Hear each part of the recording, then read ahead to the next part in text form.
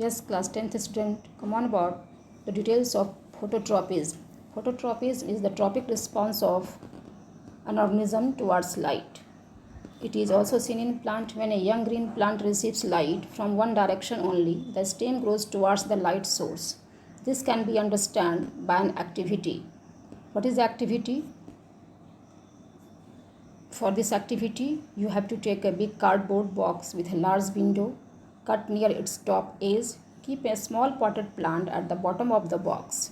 Further, take a piece of cardboard with a small window near one edge and fix it in the box as shown in the figure. Then cover the box so that light enters only through the window on the top. You will observe that the plant grows towards the light. It will first grow out of the small window in the cardboard, then it will bend towards the top window and grow out through it. So this activity confirms that the growth of the branches towards the source of light at first from a small window, then after their growth is towards the large window. Come on about geotropism. Geotropism is the tropic response of organism to gravity. This can be also understood by an activity. When a growing portion of a plant is placed horizontally, the stem tip grows away from the pull of gravity, while the root tip grows towards it.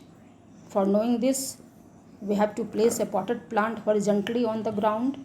After a week, when you will see that the stem has bent upwards to grow away from the gravity, and if you will break the pot and remove some of the soil gently, you will observe that the root has bent downwards to grow in the direction of the pull of gravity.